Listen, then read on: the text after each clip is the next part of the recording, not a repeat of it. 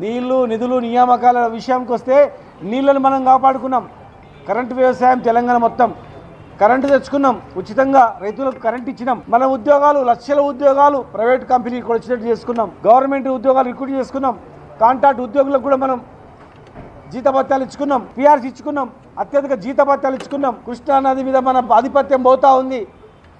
నదీ జలాలు మొత్తం కూడా కాళేశ్వరం పిల్లలు పోతే దాన్ని రిపేర్ చేయకుండా నిర్లక్ష్యం చేస్తూ ఉన్నారు. కరెంటు పోతూ ఉన్నది, 2 లక్షల ఉద్యోగాలు లేవు, తాగడానికి నీళ్ళు మళ్ళా బోరింగ్ల నీళ్ళు బోరింగ్ రిపేర్ చేస్తూ ఉన్నారు. కనుక ఏ స్ఫూర్తితో అయితే కొట్లాడినామో మళ్ళా అదే మిలియన్ మార్చ్ మళ్ళొకసారి మనం చేయాల్సిన అవసరం ఉంది. ఆనాడు రాష్ట్ర సాధన గురించి మనం మిలియన్ మార్చ్ చేసినాం.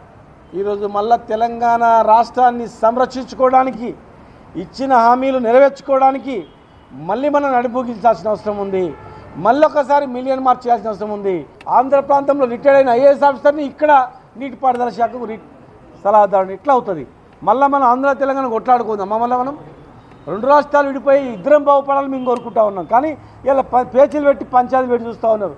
కనుక మిలియన్ మార్చ్ స్ఫూర్తితో మళ్ళొకసారి మనం అందరం కూడా నడుం బిగించాల్సిన అవసరం ఉంది. రైతులను కాపాడుకోవడానికి కూడా మిలియన్ మార్చ్ చేయాల్సిన అవసరం ఉంది. ముఖ్యంగా మన నీళ్ళను మనం కాపాడుకోవడానికి కూడా, మన వాటా మనం దక్కించుకోవడానికి కూడా మరొకసారి మిలియన్ మార్చ్ చేసే అవకాశాలు దగ్గరలోనే ఉన్నాయి.